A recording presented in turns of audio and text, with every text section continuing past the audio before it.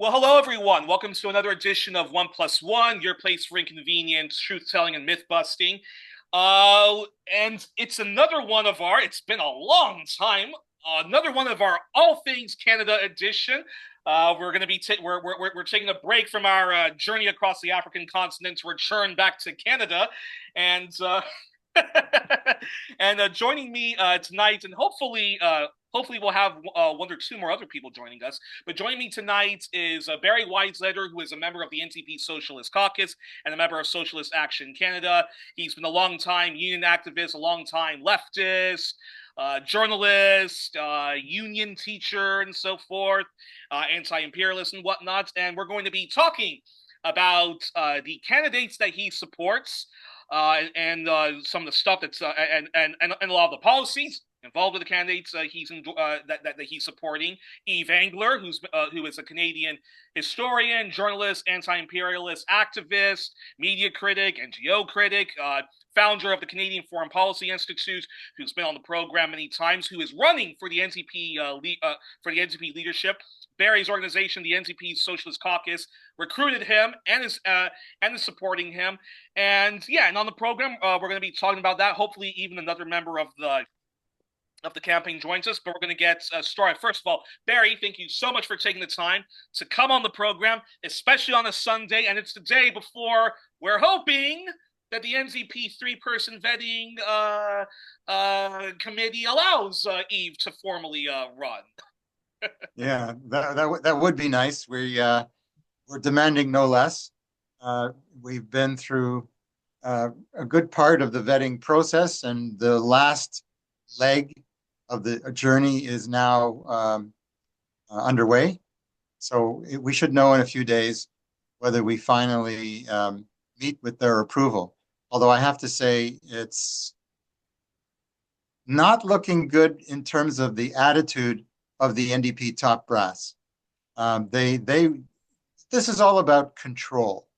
They want to control the debate. They don't want an anti-capitalist, internationalist, pro-Palestinian voice, opponent of, the permanent wars, an opponent of the gigantic hike to the military budget that Prime Minister Mark Carney has proclaimed, in the budget that passed by 2 votes majority in the House of Commons just a couple of weeks ago.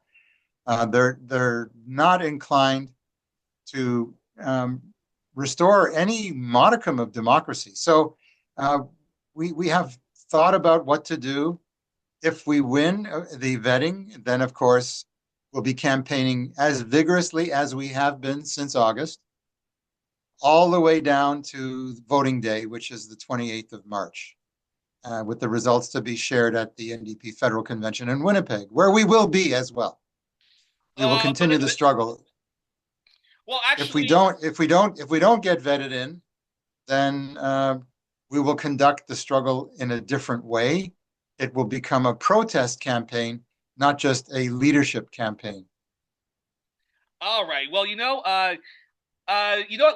let's put a pause on that. I do actually want to return to that, but before I get into some of the policies that you and the campaign team are advocated, I have to ask this question, which is, why Yves Engler? Why did you and the NDP Socialist Caucus choose Yves, recruit him, as opposed to Avi Lewis? He's quite the leftist. He's quite the eco-socialist, or somebody who's already in parliament, like Heather McPherson or Leah Gazan, who you guys can try to. Certainly, Leah Gazan, who certainly can respond to socialist ideas and anti-imperialist ideas, or even somebody like Wab Kinew, the premier of Manitoba, Winnipeg.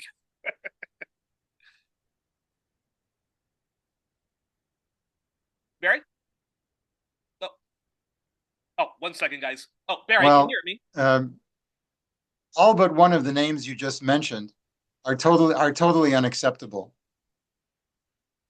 Can hear you, but your image is frozen. Okay, that's good. That's good. As long as you can. Okay, now it's good. Now the image is free, but we can't hear you. Oh, okay. Sorry about this. Oh, So, now we've got both. We've got both now. okay. All right. So, all right. So, yeah. Okay, okay. So let me respond. Yes. Um, with one exception, the names that you mentioned are persons that are totally unacceptable.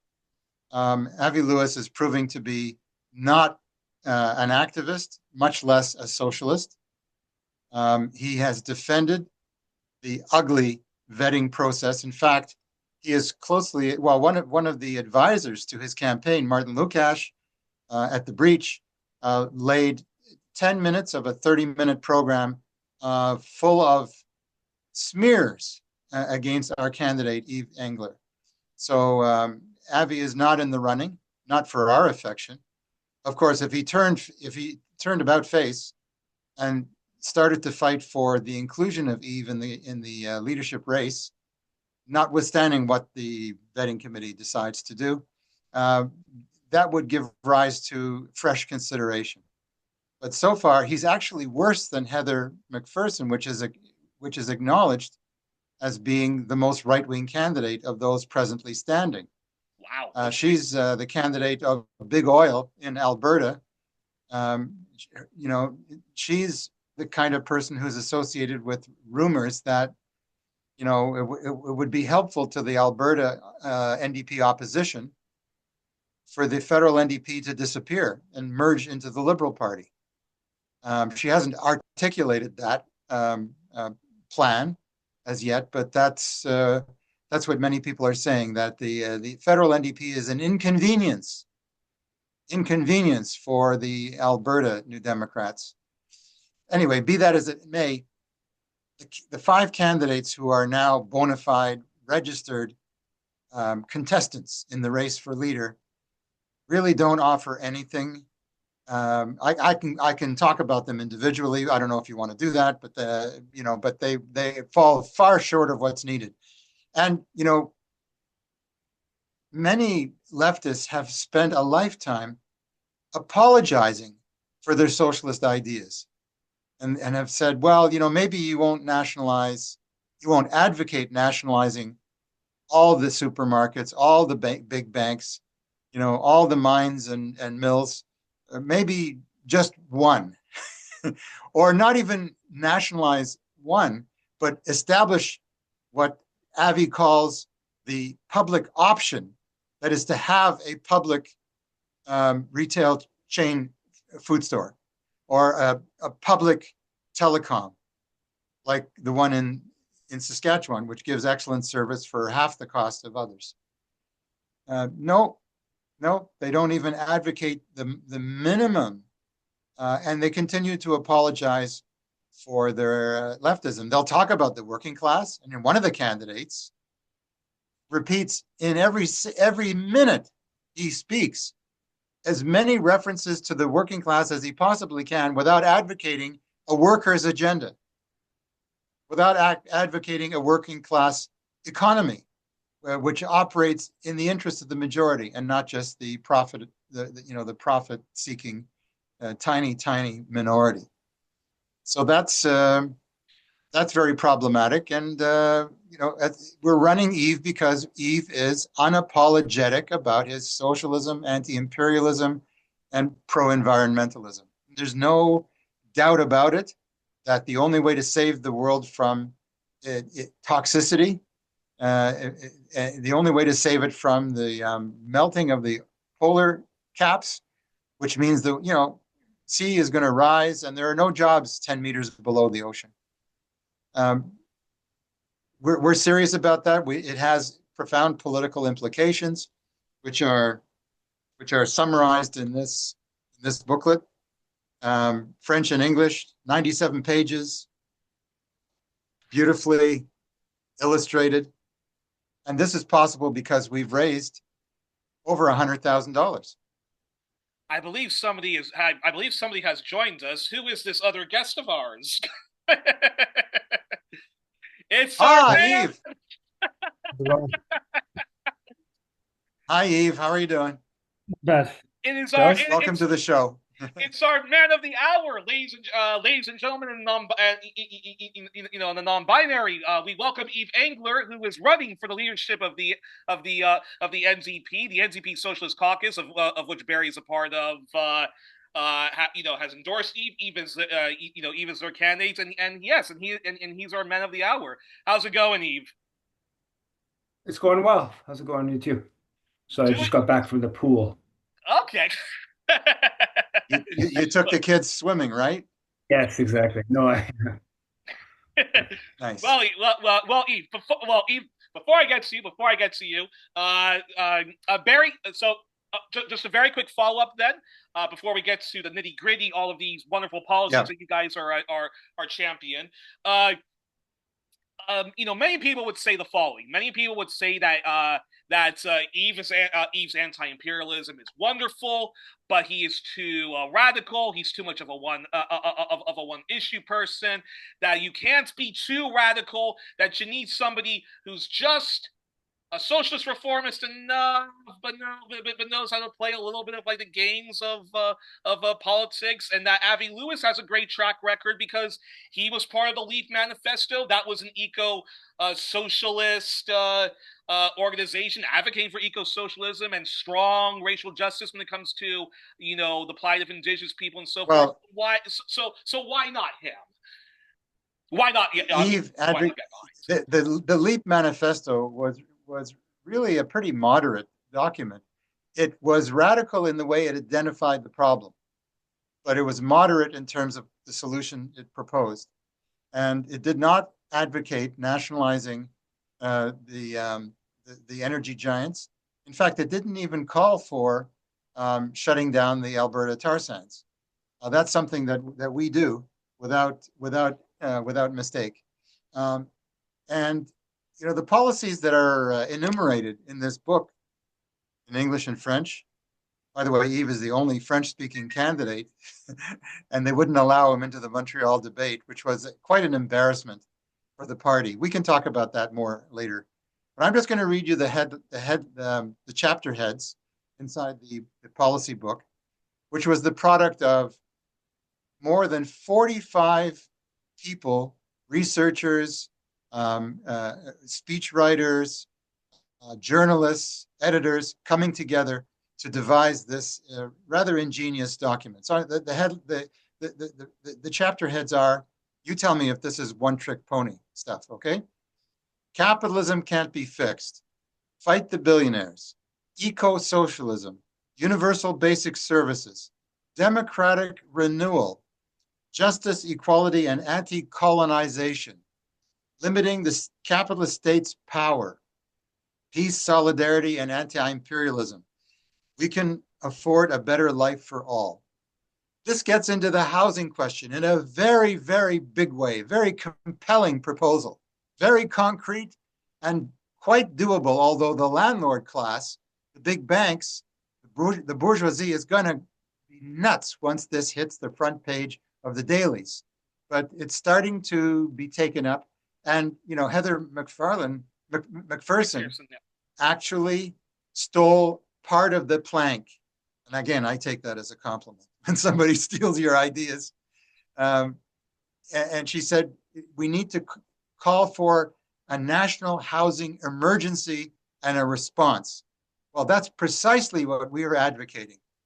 Not only calling it an emergency, because that's patently obvious, especially if you're a young person with hopes of having a roof over your head, but it's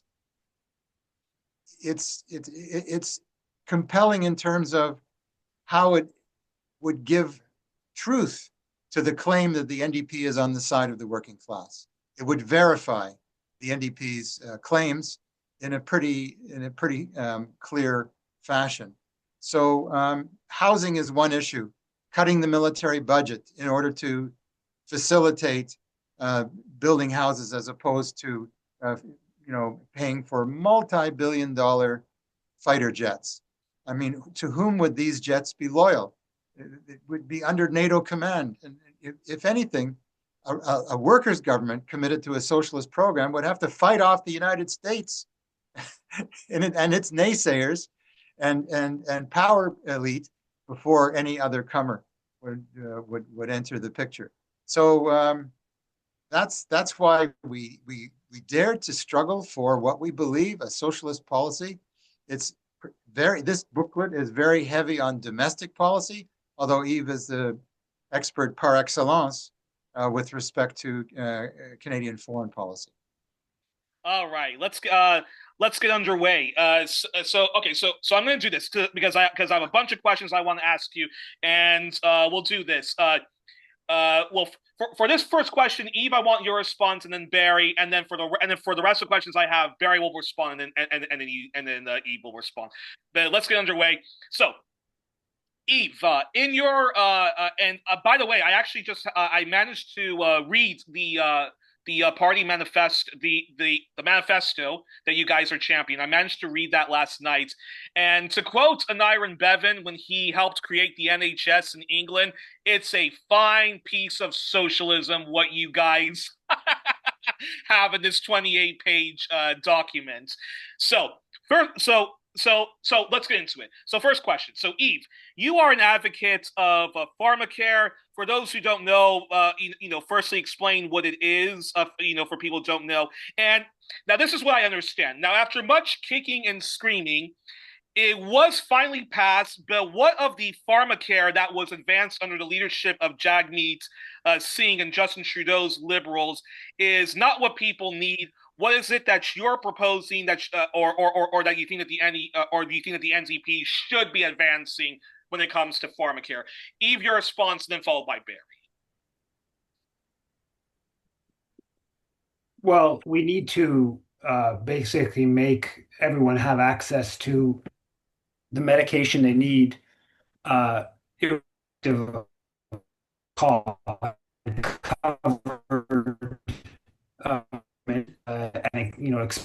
we also need to weaken the power of the pharmaceutical companies and set up, publicly run pharmaceutical companies, take over pharmaceuticals. We need to, one of the contradictions of so-called free market capitalism and neoliberalism is these free trade agreements have actually, a big part of what they've been about is expanding patent protections, which are of course monopolies, which are monopolies for corporations, not just in the pharmaceutical realm, but it's particularly clear in for big pharma, and that this basically enables these corporations to make super profits. So we need to absolutely break the monopoly structure of patent extensions and obviously corporate ownership of pharmaceutical. There was a Canadian publicly owned, very successful pharmaceutical company that was privatized. But basically, it needs to be fully covered medicines for those who need them. Barry, yeah, your response to the same question. What was it about the pharmacare that Jagmeet Singh often was bragging about that he got passed and he brought the Liberals kicking and screaming? So what is it about that pharmacare which you find inadequate, and the pharmacare that you and your team that's supporting leadership? The problem with Jagmeet Singh's accomplishment in quotation marks is that it's not universal. There are sections of the population older than the very young and not as old as me. They have to pay for it, or there are not everything is covered. Even if there was universal pharmacare, some drugs, some treatments are included and some are not. And it's a bit like saying, well, under Medicare, everyone is equal, but if you want to replace your broken hip or knee, you're going to have to wait 2, 3, 4 years for an operation to do that. Is that what they call means tested? Well, there's not enough doctors. There are not enough, hospitals fully equipped. You can't do a hip replacement in a local clinic. It requires a medical team, and that's far from what we've got. The chapter to which Yves referred, I can just summarize, establish a publicly owned manufacturer for generic medicines and invest in open access vaccine research, keep drugs affordable and ensure health research serves public needs, not private shareholders, protect and expand public domain medical research for the benefit of all. So those are just some ideas, but Connaught, bringing back Connaught Labs, Yeah. to which Yves rightly referred, would be a step. But why do the pharmaceutical corporations get to print money at our expense? That has to be addressed, and AbbVie is not addressing that at all, and none of the other candidates come even close to addressing it. So it's good that they take topics from our book, but the proposals that they advance are far short of the goal. All right, on to second question. Yves, you can answer this, followed by Barry. Now, reading your policy proposal, you do want dental care to be merged in Canada's healthcare. And what do you think is insufficient with what, again, Jagmeet Singh claimed that he managed to advance under the supply confidence agreement with Justin Trudeau's Liberals? Yves, your response, followed by Barry.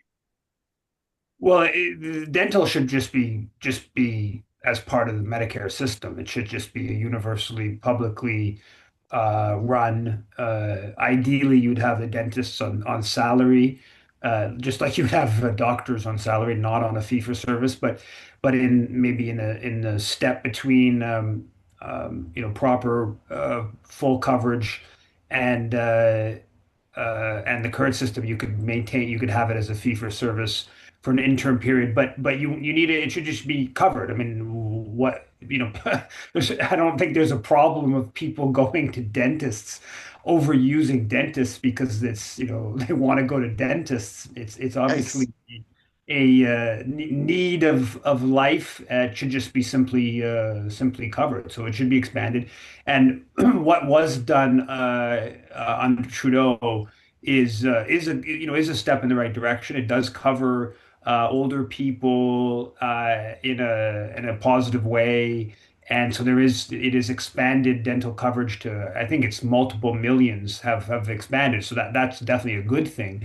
But Yeah. there's no reason to have the whole insurance system where it's private insurance, where it's often based upon those who have good job contracts that get good dental coverage, and obviously just the whole insurance, the private insurance layer should just be eliminated. As well as eye care, right? And I'm looking at the three of us. We all have glasses, and eye care would also be part of this brand new, robust single payer healthcare system that you believe that the NDP should be advocating and that Canada should be adopting. Yves, your response, followed by Barry. Yeah, exactly. I mean, these are things that are just part of life that should be under a Medicare system, of a fully expanded Medicare system. I don't know all the specifics about the Scandinavian countries, but my understanding is that these types of coverage actually exist in a number of the Scandinavian countries, and so this is not some just outlandish kind of idea. The sums of resources we're talking about, some of it is a reallocation, right? Instead of employers having private insurance that covers some of this, you would just have that higher corporate tax rate to cover it. Ultimately, we're talking about nationalizing, but in a very quick sense of reallocating resources. This stuff is not it's not particularly difficult to deal with in terms of a resource. If you look at the question of military spending and reallocating, so we should have expanded home care. We should have expanded mental health services. So Massage yeah, therapy. massage therapy, and I'll go a step further with this. Not only is this just like this is about having people having better lives. A lot of these services is actually where we should be reoriented from ecological reasons. is where we should be reorienting our focus and our social resources away from like more extractive and let's consume more, but to things like massage therapy, which of course would be is labor intensive. Things like acupuncture, physiotherapy. There's lots of people, including myself for that matter, who haven't necessarily done some of the things that could make my life easier, my body, function better, because of the cost of doing it when you don't have, insurance. And I've personally been in that situation very clearly where when I did work at for the union and I had very good insurance, I got a whole bunch of dental stuff done and did some physical stuff that was actually very helpful, going to physiotherapy and stuff like that. But since I don't have that, I have not done some of these things that would be good for me and would. So yeah, so this is about expanding the whole gambit of health coverage. And again, there's an element to it that is really how we want to shift our focus for ecological reasons away from like consume more and towards sort of improving people's lives through fairly low energy and low resource consumption things like medical services and physiotherapy and the like. Actually, Barry, instead of responding about the eye care, Eve, you mentioned mental health care, and and that was actually my third official question. So let's get into that. So mental health care. So you already said you support the idea that mental health care should be part of Canada's sort of quasi single payer healthcare system or a new robust single payer healthcare. And if such a revolutionary policy was advanced, what would you like to see part of this compassionate system? And what is your argument to those who would be hostile to this and be why they actually should be behind mental health care being part of a new or existing Canadian single payer healthcare system? Your response, E, followed by Barry.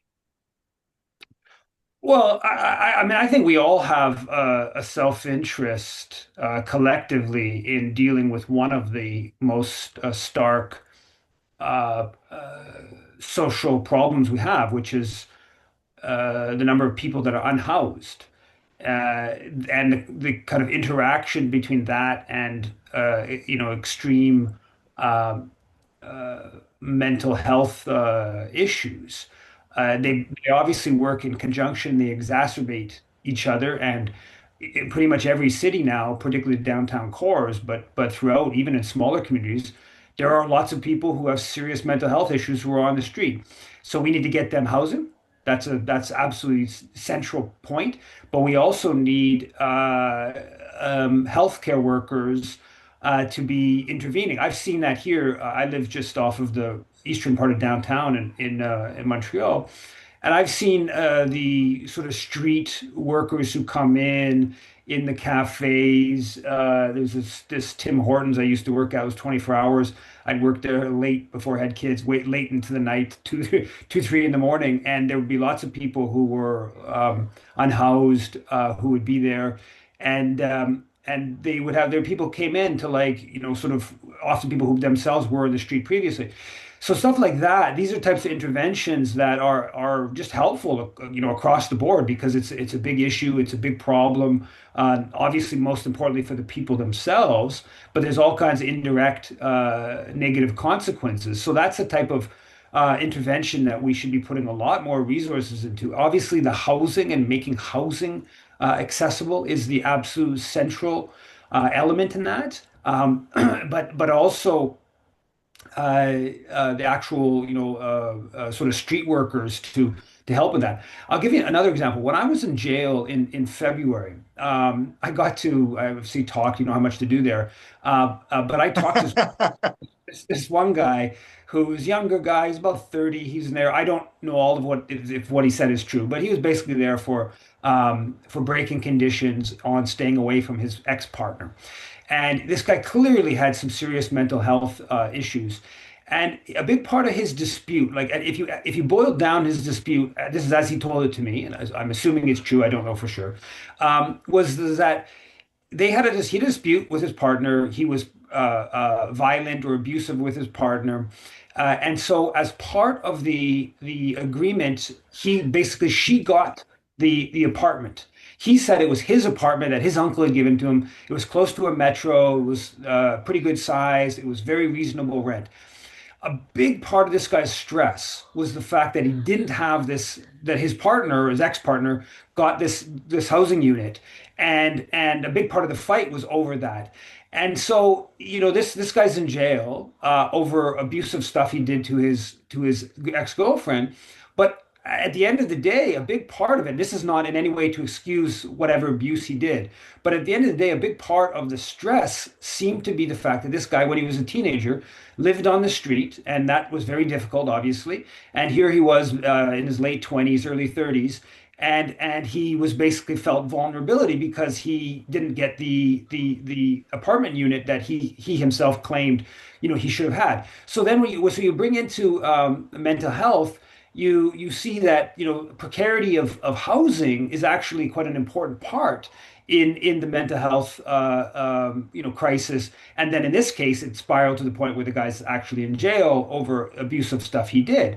Also, when you look at mental health in a more holistic way, one of the important parts, in my opinion, obviously under discussed under capitalism, is that we're constantly bombarded with messages of buy this, buy that, buy more. Corporate advertising is designed to basically play off our vulnerabilities to manipulate us to want, to buy more of whatever corporation's product. Well, that's not good for mental health. That plays off of, questions of social status, insecurities.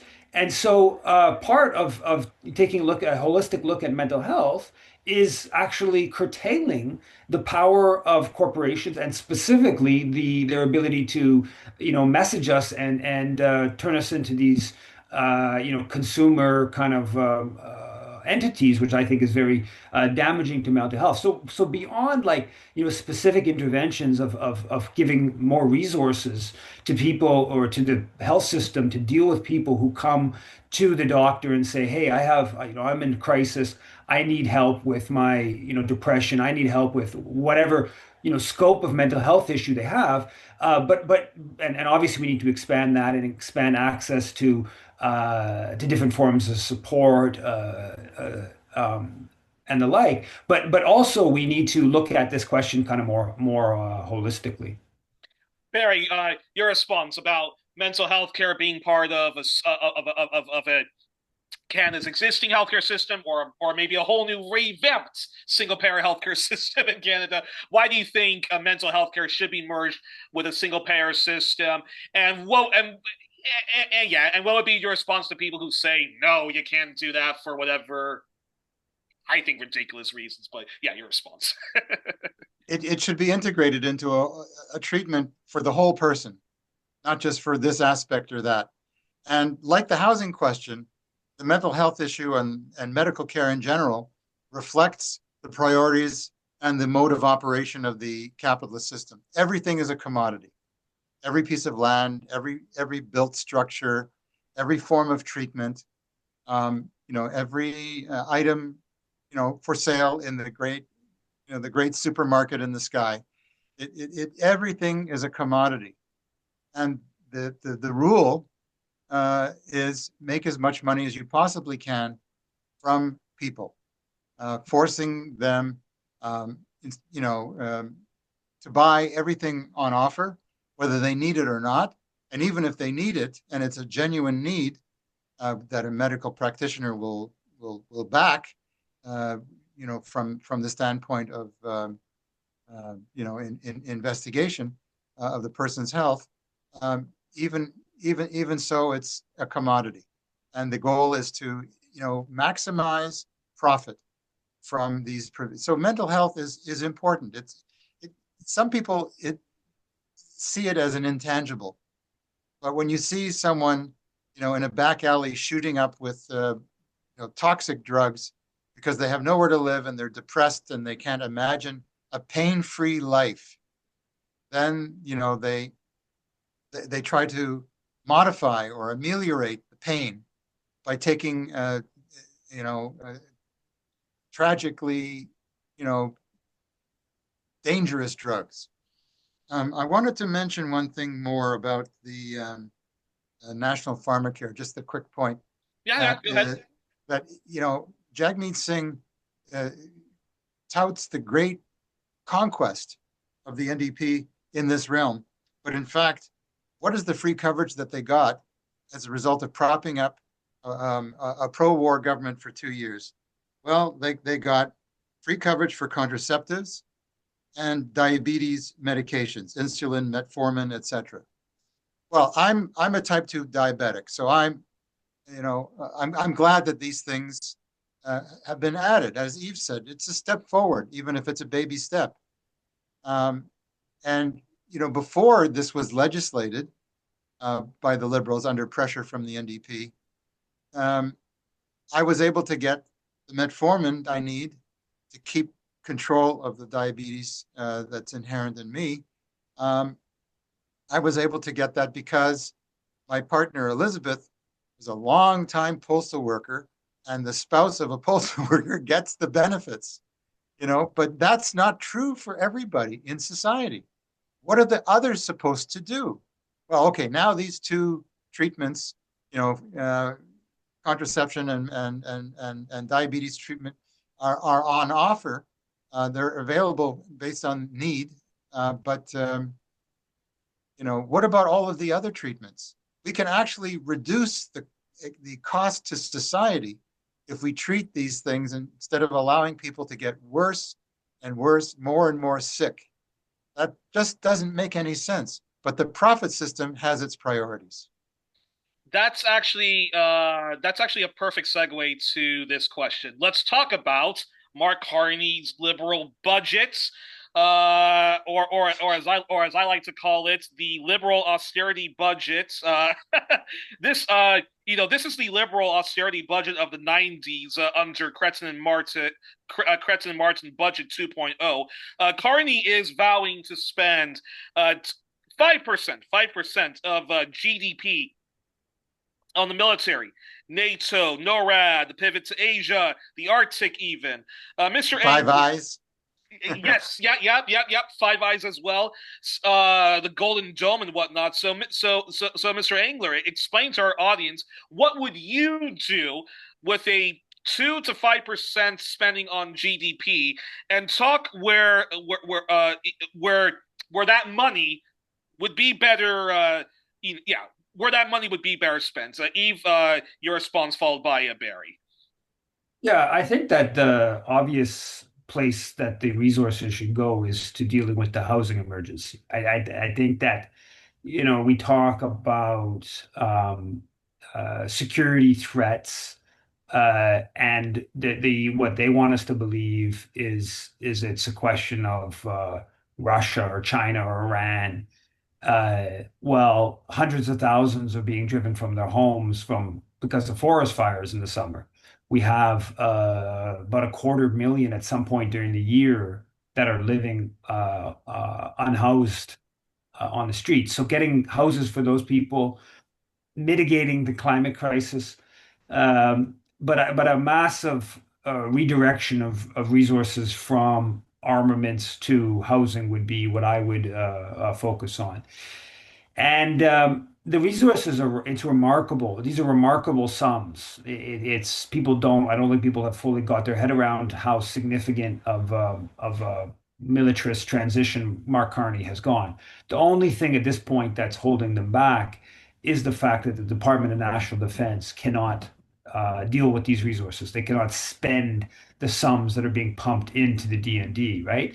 And so and it's set for to continue. And the best case scenario here is just a blow to working class Canadians. That's the best case scenario, that it cuts social entitlements, that it undercuts Medicare. But the worst case scenario, and the more likely, unfortunately, scenario is that it's going to give greater resources to those who've been backing this live stream Holocaust in Gaza, the Anita Anans, the Mark Carneys, the Pierre Poilievres, greater resources to commit violence and to intimidate internationally. Um, like supporting U.S. attack against Venezuela, like we're seeing. And there's a lot you can go into the history of the Canadian military to show that. Now, that is what Carney is doing. We need to directly challenge that. It goes completely against his so-called elbows up. Every dollar that goes into the Canadian military is as the military is currently structured, very much assists the U.S. because the Canadian military is designed to support U.S. power projection globally. Most of the armaments still are being purchased from U.S. arms firms. Now, we should, rather than looking at the NATO targets, we should be looking at, and we of course call for Canada to NATO, but we should be looking at the amount of resources spent by another country of CUSMA, or the former NAFTA, Mexico, right? Mexico spends around 0.7% of its GDP on its military. Canada's about 2%, and now talking about going up to 5%. So there's about 20 countries that don't have militaries, right? These are the discussions rather than going in this direction of just more and more military spending and framing the situation that there's danger that China or Russia or Iran is going to attack Canada. Look at a big swath of the world. The NATO countries are increasing military spending. A number of countries that are tied into the US and the pivot towards China are increasing military spending. But in fact, countries in Latin America and countries in Africa are not increasing military spending. Why does Mexico not see itself as on the cusp of being invaded by China or Russia, like we're told in our media? Well, in part because they're not part of NATO. They're not part of this view of the world that's about dominating the world and aligning with the U.S. empire. So we need to break ourselves away from that vision. And when you break away from that vision, you find out that, in fact, the climate crisis, the number of people who are unhoused, these are far bigger security threats than, the supposed Chinese or Russian threat. Barry, before you respond, I do have to give a free plug. Abby Martin has recently done a documentary. I'm looking forward to when it's going to be available to be free to watch online. Earth's Greatest Enemy, which is about how in a nutshell, it's about how the U.S. military is the biggest climate polluter, climate criminal on the planet, and those wars are for the benefits of fossil fuels and the endless extraction, sociopathic institution that are these for-profit corporations and so forth.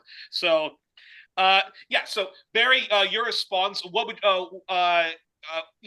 what do you think spending 5% GDP or even just 2% GDP, no to spending that on the military, what would you spend it on? And well, I think what my answer would be. But there's a debate in Canada now orchestrated by the major media. And the debate is about the F-35 fighter jets. And the question is, and the only question that they're willing to entertain, should Ottawa buy the jets from the United States or from Sweden? That's the question. Where's a voice for the alternative, which is neither? In fact, what we need are more water bombers rather than people bombers. Canada experiences through the late spring, all summer, and early fall perpetual fires that are burning tons and tons of forestry and sending waves and waves of carbon into the upper atmosphere. You know what effect that has, let alone the impact it has on the ability of people to breathe in cities that are downwind of it. So this is about democracy. Why doesn't the media allow, entertain, consider, provide space for other points of view? Because we have one. And I don't think we're unique in this matter. We would like to share our point of view with respect to that. And how are we going to pay for all of the lofty social goals that we have, even if we cut the military significantly or entirely, as I would? It's an imperialist military for a colonial settler state, doesn't merit any support from the working class. Exactly. Well, the other way to pay for this stuff that we need, real human needs, putting them first, would be to close the financial loopholes that exempt corporations from paying taxes. There's a section in our document that reads as follows: the REITs, that's the real estate investment trusts. It's a lovely arrangement. Once you get to know it, you can just hug it. Tax incentives effectively exempting them, corporations who are operating as investment trusts, and some workers' pensions are involved in this malfeasance. They're exempt from paying corporate taxes if profits are distributed to investors. Well, that's ostensibly what the REITs are all about. It's having high revenues and redistributing them. But then, to say that redistribute to investors assumes that everyone in the country is a little investor with a little stake in this. That's not at all the case. The REITs, they control hundreds of buildings and tens of thousands of units. And that enables them to evict people, make modest, if any, renovations, and then jack the rent 2 times, 3 times the original amount, and offer it in a market which is, short of adequate housing stock to people who are desperate. So then the mother has to make the decision, because this is the so-called giving season, and you see commercials about charity. The mother has to make the decision in the kitchen. Well, do I feed my kids today, or do I pay the rent?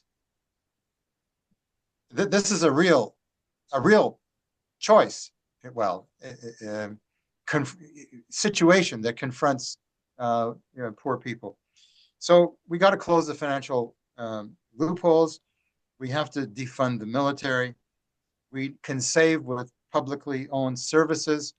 Canada, the federal government, is in the process of privatizing Canada Post Corporation instead of expanding it to provide banking services in parts of the country not reached by any other financial institution, and to use the post offices and postal stations as a place where people can recharge their electric vehicles. In fact, going to a fleet which is all electric. I know I'm straying a bit from your question, Youri. I hope you'll forgive me, but these things are connected. And the ruling class does not allow a truly democratic debate. If they could at least give us voice, and then they could have 5 or 6 commentators tell everyone how we're just full of shit. But we don't even get to articulate an alternative point of view. That can't be considered fair, not even by a conservative. Well, folks should watch a past interview I did with Tamara Lorenz, who's also a member of the Canadian Foreign Policy Institute, and she broke it down perfectly. Because when you hear this phrase, "Oh, well, you're only spending 2% of GDP on NATO, only 2% of GDP on the military. What's wrong with 5%?" And she did a very, very brilliant job of breaking down how if you just spent 2% and now even 5% of GDP on the military, that could eliminate Indigenous poverty. You can have a proper pharmacare system. You can merge mental health care, eye care, and dental care into a single payer system. And you could literally give so many children a leg up in education and funding that into education and giving daycare. It was shocking. Yeah. It was shocking how how Tamara broke it down. How Tamara broke it down. So yeah, free education through grad school. Yep. And that's a perfect segue. Barry, you already mentioned the tax and closing tax loopholes. So let's get into let's get into it, because I did a lot of research in preparing for this. So here it goes. So the current corporate tax rate. I'm just talking about corporate tax rates. The current corporate tax rate federally in Canada is 15%. The small business rate is 9%. Under Pierre Trudeau and John Turner, it was 36%. Brian Mulroney of the Progressive Conservatives, or the Regressive Conservatives, lowered it from, I believe it was 46% to 38%. And then later, throughout the 90s and whatnot, it became 28%. And you know, it's just scandalous how actually how low the corporate tax rate is in Canada. So yeah, so yeah, Eve, your response to that, what actually should be the corporate tax rate, followed by Barry's response, and then I have another, and then we're going to go to talk about the nitty gritty, which is the personal income tax. But your response to that first. Well, I mean, obviously, it should be increased. There also is a need for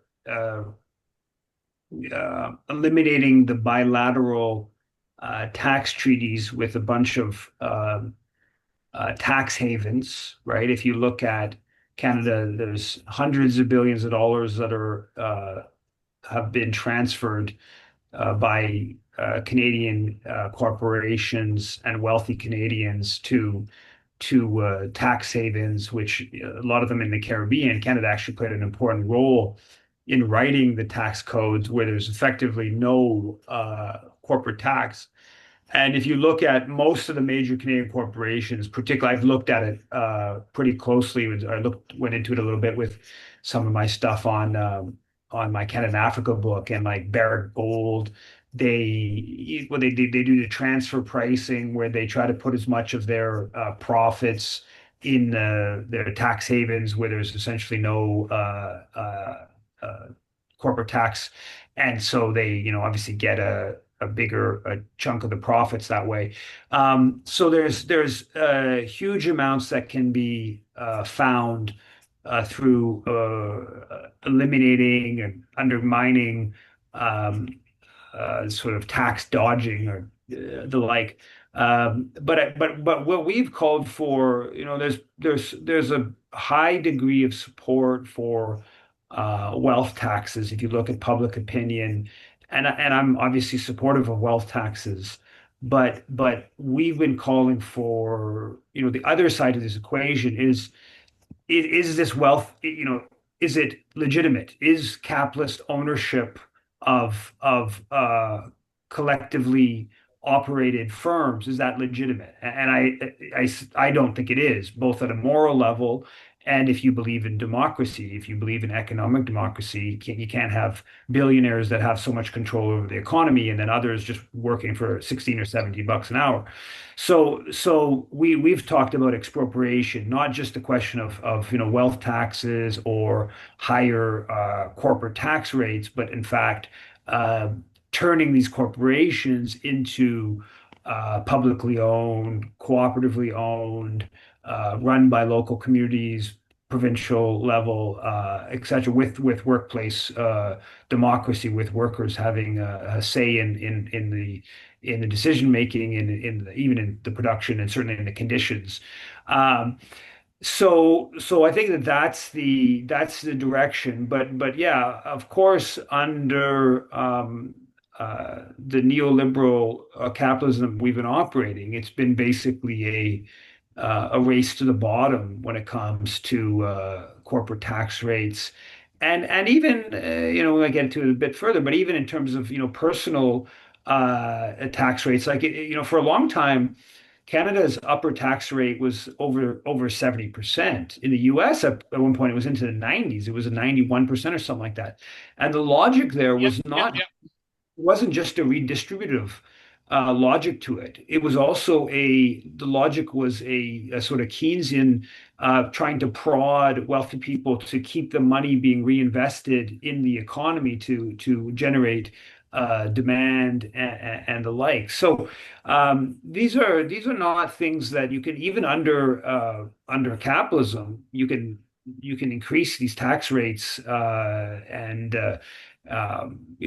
avoid the most egregious wealth inequality that we've been seeing in recent decades. Barry, hold that thought because let me read the following. Let me read the following, and this is talking about the personal income tax. So during William Mackenzie King's time in office, the personal income tax rate, this was when he was prime minister 1921 to 1930, 1935 to 1948. In the 1920s, it was 25%. During World War II, 69%, and then it was lowered. Then it was raised to 91% under the Liberal Louis Sans Laurent 1948 to 1957.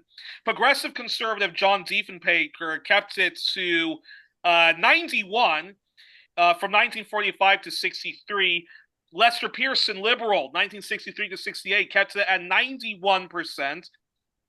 Then it was lowered in 1964 to 77%.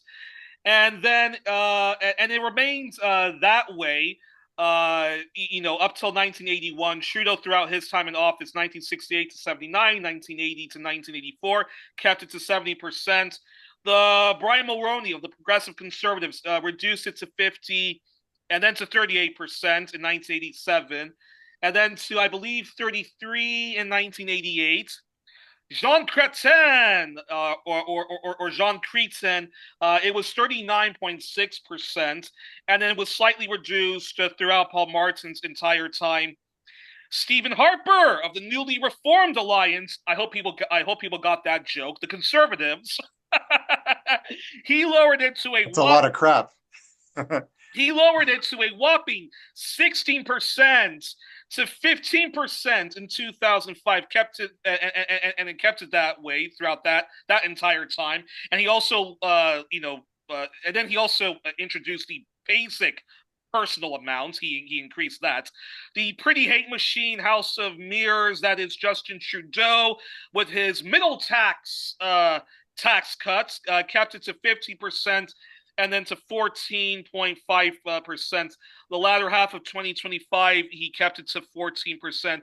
And that's how it currently is, 2026. In 2026. The toppest earners pay about 33%. And then that was lowered to, I believe, 22 to 20.5%. So I bring all of that up to ask the following. Although you already kind of answered it, Yves, I want Barry's response and followed by you, Yves, which is this. I know you, like Dimitri Lascaris, think that millionaires, billionaires, trillionaires shouldn't exist. And, I believe the popular best-selling author, journalist, also once an NDP candidate, and one of the few NDP journalists, Linda McQuaig, and also like-minded leftists, advocate for a wealth tax. But actually, can't we just simply make the case that raising corporate taxes and personal income taxes and close all of the tax havens and tax avoidance schemes that big business and Canadian oligarchs up to, from just 60 to 70% on corporate taxes, and the same on the personal income tax? That seems tolerable enough.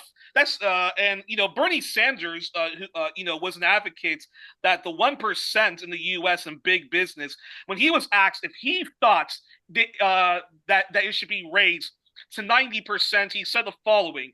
No, I'm not like my communist Republican friend Dwight D. Eisenhower. So, all that being said, Barry, your response, followed by Yves. Forget this wealth tax in eradicating trillionaires and so forth.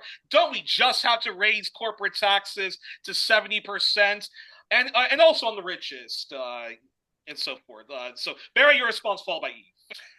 I will answer this question in two parts. Go ahead.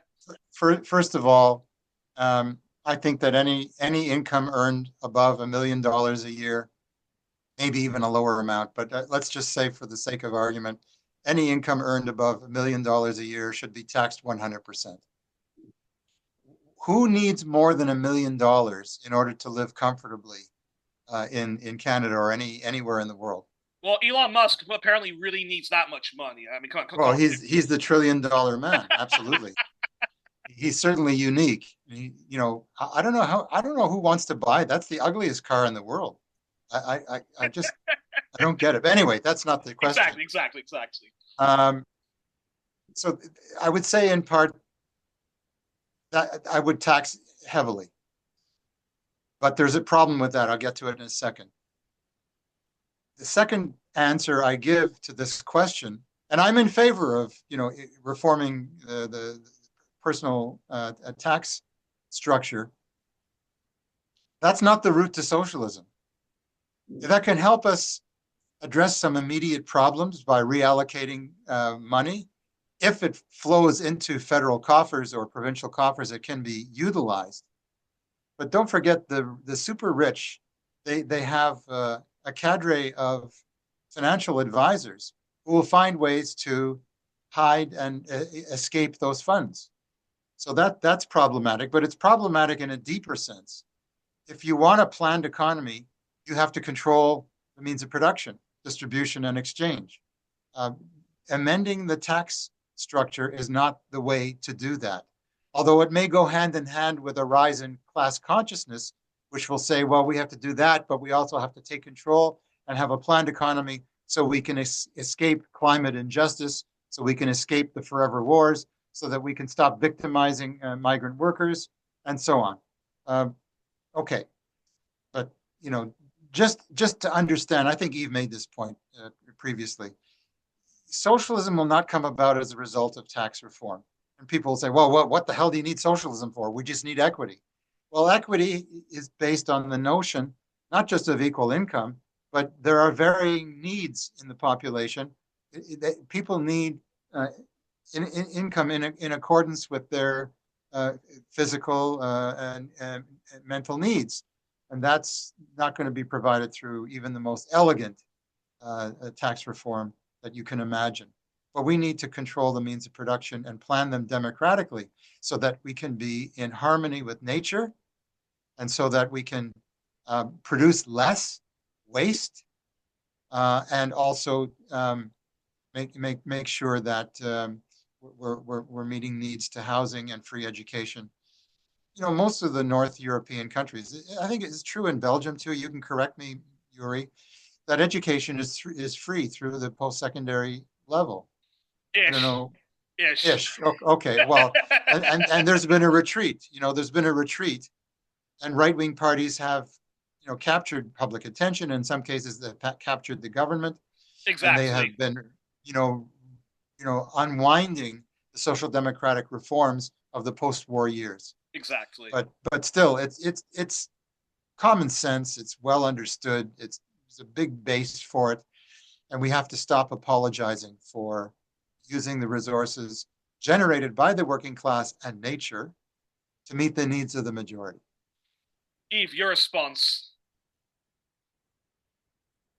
I mean, I think that yes, I agree. I think that it's vitally important to not forget that if uh, people are working socially and we believe in democracy, people should have a say in the decisions at where they're working, and the public should have a say over those decisions, which is another way of saying it's just illegitimate for someone to have a piece of paper in their pocket saying that I own this number of shares or I am the owner of this corporation and I'm going to decide what these 500, these 10,000, these 100,000 people do.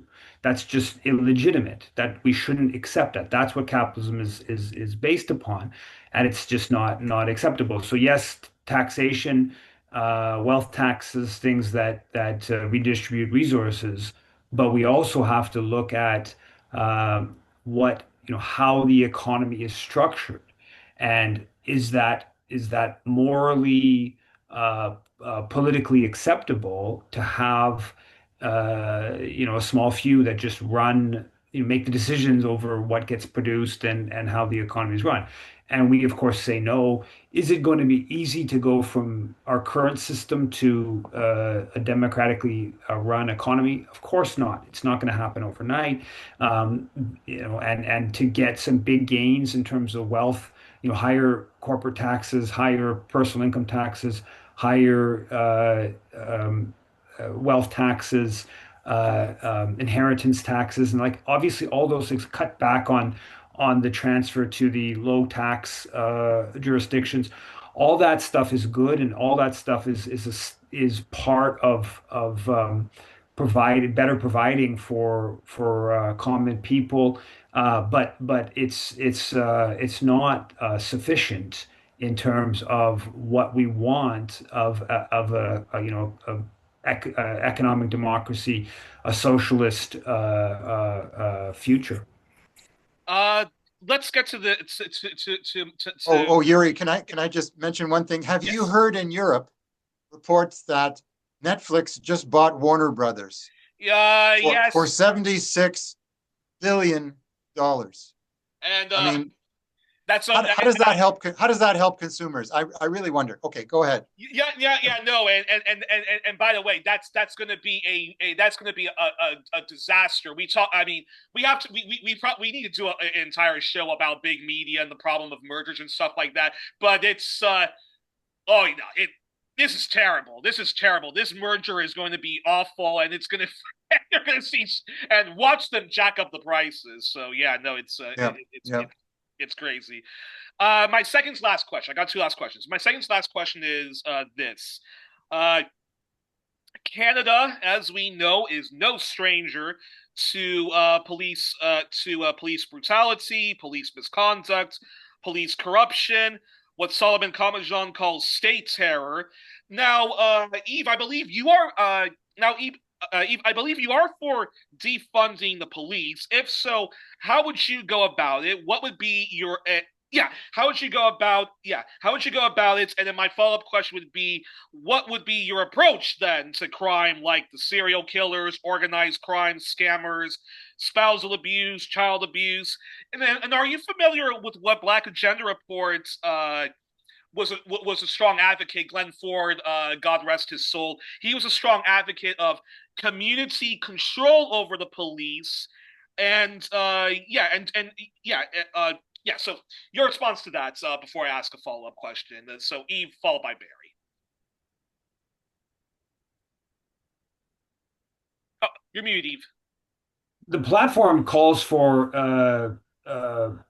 reducing police budgets and constraining their reducing their powers, not just of the police, but of the intelligence agencies, which are all, of course, tied in with the U.S.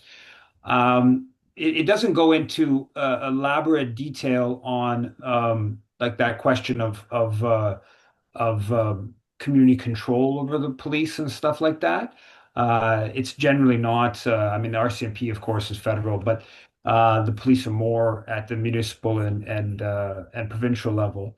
But yeah, we need to reduce and large swaths of calls to the police have nothing to do with so-called crimes and it's about social problems and the like that would be better dealt with in different ways. Unfortunately, we're seeing a kind of like in the budget, there was a big increase in border agents and police in Carney's budget. So we're actually seeing going in the wrong direction and kind of following um, Trump. Trump in some of that kind of dimension, and also like some of the whole panic, the fentanyl czar that was set up. Maybe that was in April or May as a way to alleviate Trump's criticism. That stuff's, I think, very much in the wrong direction that we've seen things go. Um, but yeah, we definitely need to curtail the police and associated agencies, curtail their powers, and also curtail their powers to target dissent. I mean, what we're seeing is this Bill C9, for instance, that's on the agenda right now. This supposed hate, countering hate, which is very much targeting the opponents of genocide and giving the police agencies greater powers to target those who've been protesting genocide. So, and same thing with the our call to abolish the list. That also is gives better protection to those opposing Canada's complicity in Israel's crimes and takes the power from the police. Barry, before you respond, it's important to say this. If you were to defund the police, properly defund the police and have democratic control over the police and say to them, this we'll give you this money and this is what you use the money on. If you were to actually defund the police and the various policies, the various neo-Dickensian policies, new Jim Crow policies do, you actually would have them only devoted to actually catching a serial killer or somebody who actually does commit, serious crime. It could be an organized crime. It could be scammers and whatnot like that. But most of the budget that actually goes to police, I don't know exactly how it is in Canada. I can only talk about the U.S. alone, and it actually very little of it actually goes into finding serial killers, people who are serial rapists, people who commit child abuse and stuff like that, or even drug cartels and organized crime and so forth. Most of what the police actually do is very punitive neo-Dickensian stuff, which even something like somebody who who didn't pay their parking fine, or somebody who's behind on their car payments, you do not need the police for that. And even then, why would you want to send somebody to jail for that? Or somebody who's panhandling, someone who's panhandling on the street, or someone who is an inconvenience because they've erected a tent on some windows. out of the way public property. The broken windows theory of Giuliani, which globally so much of the police globally have. But I want to say this about that. to quote of an American president, I want to say this about that. The defunding the police, well, not only is it not going to occur overnight, but it will be the response to a rising social movement in the streets, protesting against, paying overtime to cops so that they can, direct traffic around construction sites. That kind of idiotic misallocation of resources. Let's be clear. The police are an integral part of the state. The state has a clear class character. The state is not neutral. No state is neutral. Most of the states in the world are on the side of the rich. One of the exceptions is Cuba, where the state is on the side of the poor. It's on the side of the working people. But setting aside those distinctions, how do we get to democratic police or democratic policing authority? Well, it's going to take a revolution, in my humble opinion. It's going to take a social revolution. So anything we propose in terms of defunding the police or cutting the police budgets significantly, it's aimed at appealing to people who feel that they have been forgotten, that they are powerless, that they are, just consigned to being the victims of the authorities.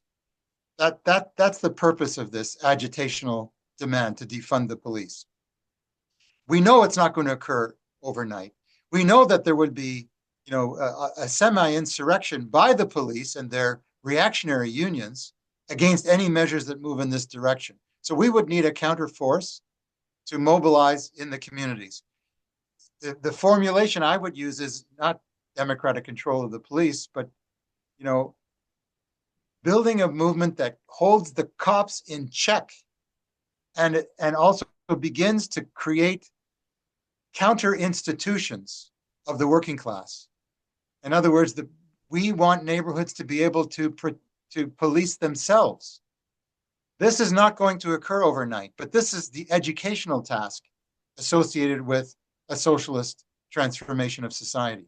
We have to inure people to the notion that another way of policing is possible, and what would it look like, and how you can be involved in it, recognizing that most of the police interventions are, as Youri and Yves both pointed out, to deal with interpartner hassles and mental illness, and that should be better handled by social care professionals, not by police. But so de-investing, divesting from the police is a way to direct money to where it could be more usefully gained, to put in check the police I mean, there's hardly a cop anywhere who's passed 3 years service who doesn't have a six-figure salary. This is insane. Absolutely, where the priorities are upside down, and we have to set them right side up. But to transform the nature of policing, we're going to have to transform or replace the capitalist state with a worker state, which will be democratic from the bottom up, and which will ensure that police are the servants of the people, not the terrorists of the people against the people. Perfect. Yves, what now? Your Green New Deal, your eco-socialist plan. What distinguishes it from the Leap Manifesto, of which Avi Lewis and his advisor Martin Lukács, founding managing editor of The Breach, were part of, and what he's and what he's currently proposing, and Yves, you co-wrote with your brilliant wife Bianca Mugeni the wonderfully informative book "Stop Signs: Cars and Capitalism on the Road to Economic, Social, and Ecological Decay." Does your manifesto and proposals have a plan of how Canada nationwide can transform itself to a less to a less a less car dependent nation, car making nation, and if so, how would you advance trying to transform Canada into a less car dependent, car using nation? Yeah, well, in terms of from the LEAP manifesto standpoint, I mean, we do call for phasing out fossil or tar sands, and we've put forward boldly, sort of aggressively, shutting down the tar sands.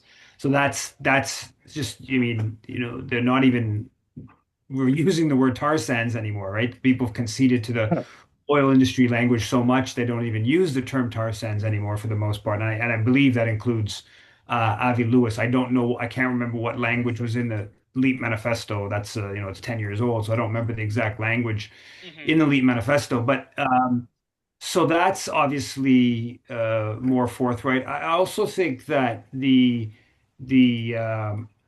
the bigger piece is that I don't see how you can capitalism is antithetical to sustainability. The capitalism requires constant growth, profit maximization, and it has shown that it's just more and more and more extract, and so you have to openly and directly challenge the logic of capitalism if you care about sustainability. I don't see any way around that. And I think that to be fair to the LEAP manifesto, it's not just the LEAP manifesto. The environmental movement in general does not want to confront capitalism. In part, I think because It certainly it's doesn't want to confront rich people. imperialism and militarism. Yeah, it doesn't want to fund imperialism and militarism either, but it's partly because rich people fund so much of the environmental NGOs and stuff like that. So I think that we are putting forward a much more realistic, I would say just realistic from the standpoint of the what the science is saying, not just on climate, but you look at all the ecological indicators, they're all going in the wrong direction, unfortunately. And now, with regards to the private automobile, yeah, we talk about integrating public transit systems through car dependence, urban pollution, densify communities to make them more amenable for walking and biking, and we have some other stuff around like programs to e-bike sharing programs and auto sharing and stuff like that, and it's expanding cycling infrastructure and other intercity or intra-city, should I say, transport, rail. But yeah, as you know, I am a believer that we need to completely reorient the cityscape towards walking, biking, and mass transit, and we need to Light rail, correct? drastically light rail, buses, underground. There's different cities and different parts of cities need different types of Transport. mass transit.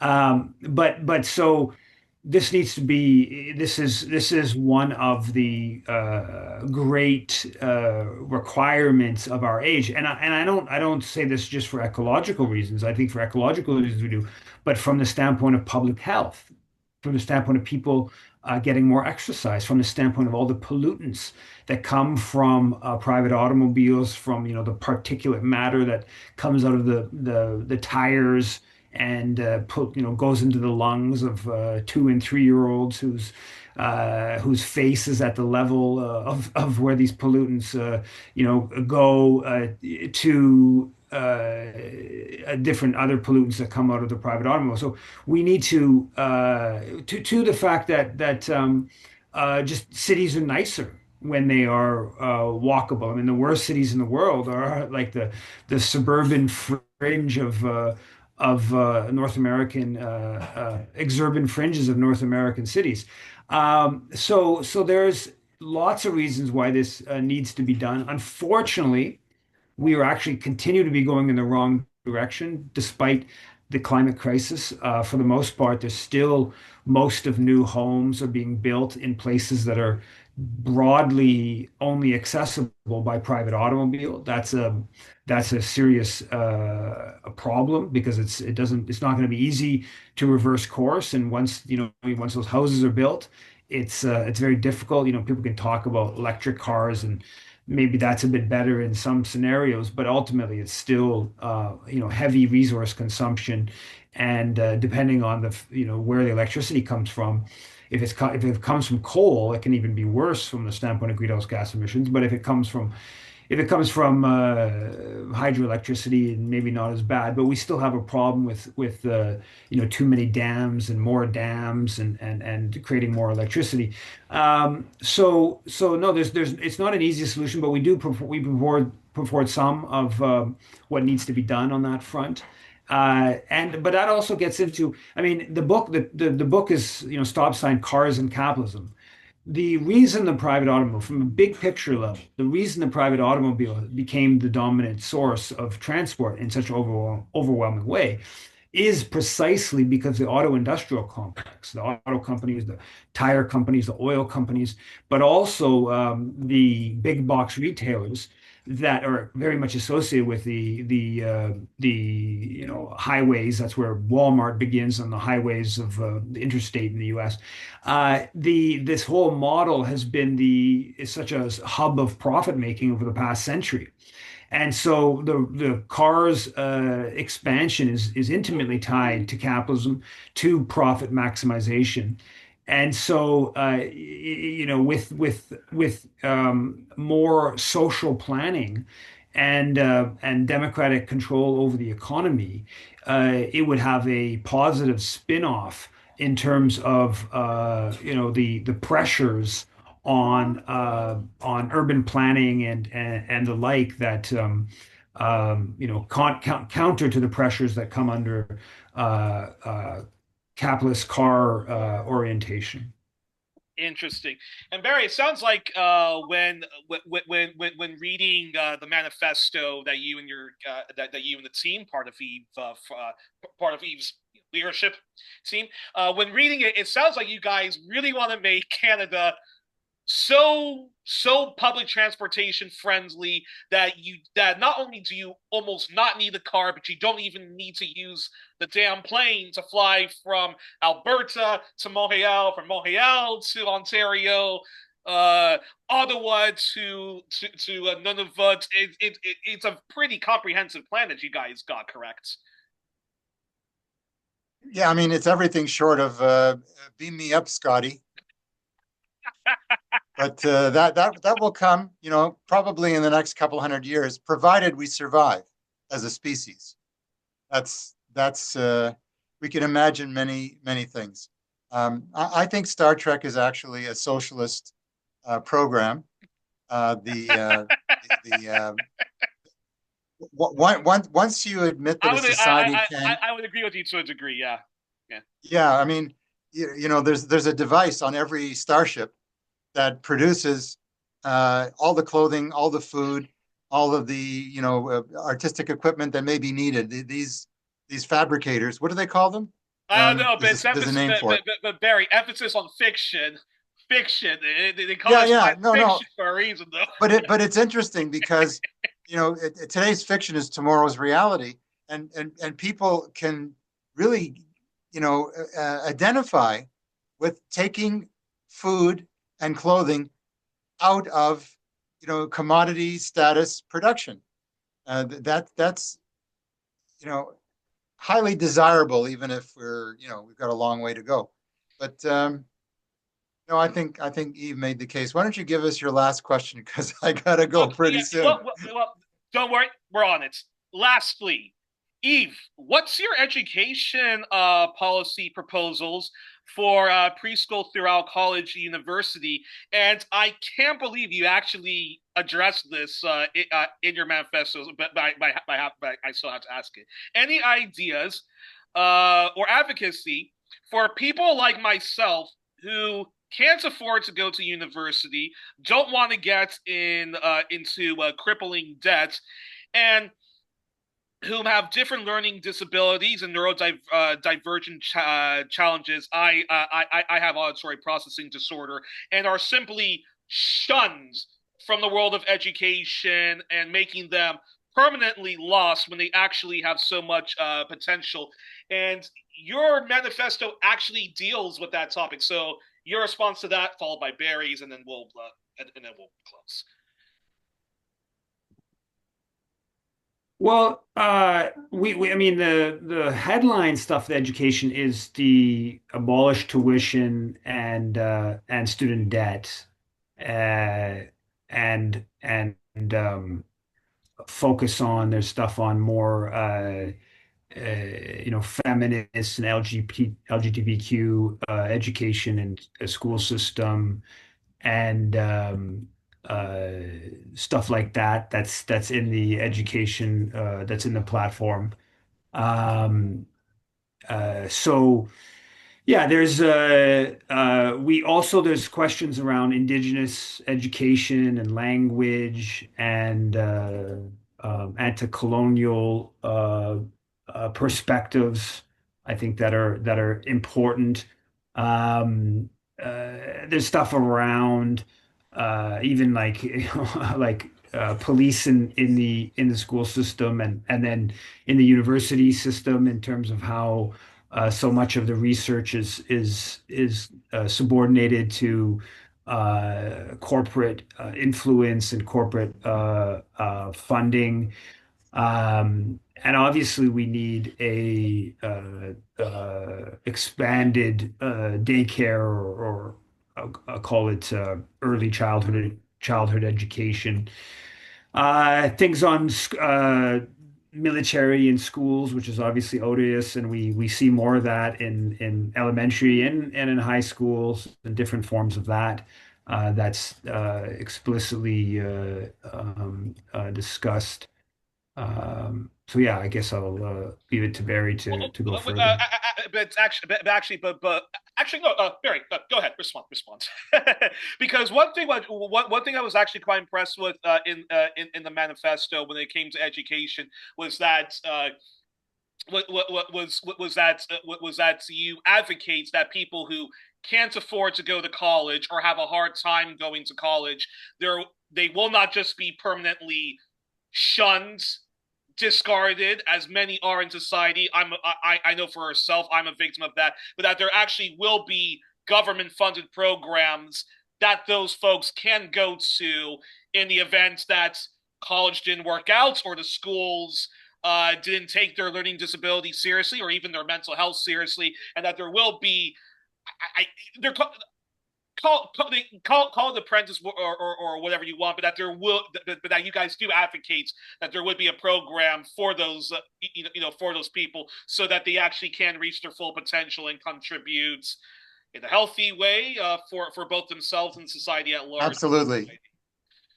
Absolutely. I mean, when did this term neurodivergent gain public acceptance? When was it a part of the conversation? It wasn't the case 20 years ago. It wasn't the case even 10 years ago.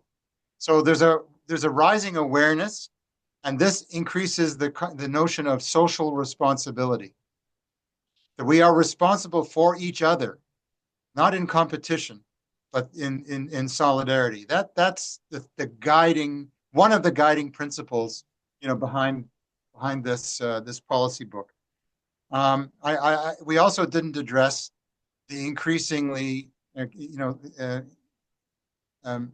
intrusive state.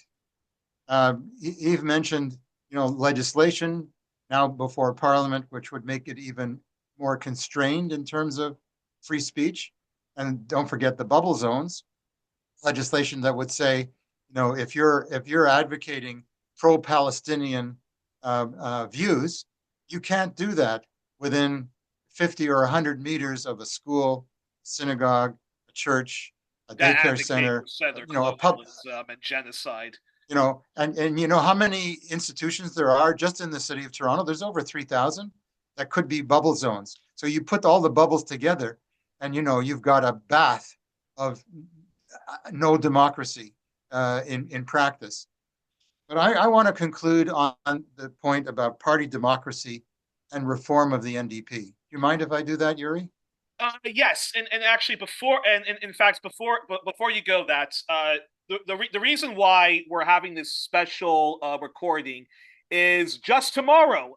It's already Monday for me, but just tomorrow we are going to find out if Yves is actually going to even be allowed to formally run, although Yves is already a leadership candidate. They already raised millions of money and so forth. No, not millions. Not millions. Okay. But raise a lot of money, and have a very enthusiastic volunteers and people campaigning. But the NDP has continuously shunned and not allowed Yves to even participate in a French-speaking debate, even though Yves is fluent in French. And okay, let me address this, and I'm sure Yves will have something to say as well. We're beginning to intervene pretty strongly now with the idea that the vetting process should be abolished, that the only vetters should be the NDP members who get to vote and decide who their local candidate will be and who their national or cross-country leader of the party ought to be. Does this mean that we shouldn't be aware of criminal convictions, particularly people who've abused women and children? Of course not. Of course not. But what we see in the vetting process as practiced by the NDP over the last 15 to 20 years, and I have to say that Jack Layton was an architect of this problem. Even though I love Jack Layton, he's a very pleasant fellow, smile, he was non-sectarian, at least outwardly appearing, but a centralizer, an avid centralizer. And the vetting now is for ideology. It has nothing to do with protecting the party against embarrassing information about a person's criminal history or misdeeds or anything of that nature. And so when it comes to ideological differences, let the party members decide. And that's the direction that we are going in firmly. And whether, I hope Yves is vetted successfully, and that will be known in a day or so. But whatever the outcome, we're still in the vetting process. Whatever the outcome of it may be, we will be campaigning. We will be campaigning for our candidate. We will be campaigning for inclusion. We will be campaigning for democratic dialogue. We'll be campaigning for massive change to society so that it meets the needs of the majority. We're against the intrusive state, and we're against the intrusive party that would substitute for the membership. These people who are the vetting triumvirates, or the appeal committee triumvirate, there's also one of those, not elected, they're appointed. This would not even be considered, 20 or 30 or 40 years ago. And I've been in this party known as the NDP for, 57 years. And, how was it able to function for the first 30 years of my participation in it without having an infernal vetting process? So this has got to go. It's an insult. It's the party elite saying to the members, we don't trust you. We don't think you're smart enough or concerned enough to prevent a disaster befalling the party. Instead, we have the wise leadership of the party chieftains who, turned, Tom Mulcair's opposition NDP into a small third, fourth party, and now down to 7 seats. Well, congratulations, mes confrères. That's not the way forward. It's demonstrable. We need democracy. We want to amend the party constitution. We want to say a convention is for the debate of policy, not to have workshops on fundraising or guest speakers from the Democratic Party of the United States. We have a completely different vision. And this is an important thing. And that's why I asked for your permission to end the webinar on this point, that we stand for democracy. And we hope the other candidates who have been vetted will take a moment and perform a selfless act to say that Yves should be part of this debate, whether you agree or disagree. His voice, his acumen, his scholarship should be part of this race. And there's no doubt about it. The only reason you would bar him is because you're afraid of democracy, you're afraid of anti-capitalism, you're afraid of anti-imperialism, and you don't want it even to be considered. Shame on you. We're going to fight right through to the end, no matter what. So, Yves, it sounds like if, heaven forbid, but if you're not allowed to run, are you and your team going to still be campaigning to defy that? Yeah, we will be, and I echo what Barry just said. All righty. Well, that's a perfect place to end. I hope it all goes well. We were joined on this edition of 1+1, our All Things Canada edition, with Barry Weisleder of the NDP Socialist Caucus and Socialist Action Canada. The NDP Socialist Caucus were the ones who actually recruited Yves, and Yves accepted. And Yves, we're going to have to talk off the air about that one of these days, because I think that's just fascinating. And we were also joined by Yves Engler. Yves, as everybody should know by now, like Barry, he's a regular visitor to 1+1. Yves is a Canadian historian, journalist, NGO critic, media critic, anti-imperialist campaigner. He's a member of Disruption Canada. He's a founding member of the Canadian Foreign Policy Institute. If people are interested in joining the campaign and whatnot, Yves for ndpleadership.ca, correct? Not exactly. It's Yves for ndpleader.ca. Well, yes, and I'll make sure to post all of the relevant leader, not leadership. Leader, not leadership. And people are welcome to make donations. You can do that anytime you like, and to join any of our many volunteer committees. We have a meeting every Monday evening online, and many committees. I mean, there isn't a day in the week, maybe except for Sunday, I'm not sure. There is hardly a day in the week when there aren't at least 2 of our committees that are meeting. And people are working hard and nobody's getting paid. We're just doing it for the love of change, for the love of the working class. Well, I will make sure to post the relevant links, and I'll make sure that yes, and yes, and I'll post the relevant links. Make sure that people check it out. And also, folks, subscribe to yvesengler.com. That way you can check out the Canadian Foreign Policy Hour, which Yves is host of. And if you're lucky enough, after Yves is giving the rounds of critical anti-imperialist coverage of the news, Yves does a great Q&A and so forth. So until then, guys, all my best. I hope all works out. And and again, all my best. And thank you for taking the time to come on the program. Good night and good luck, as they say.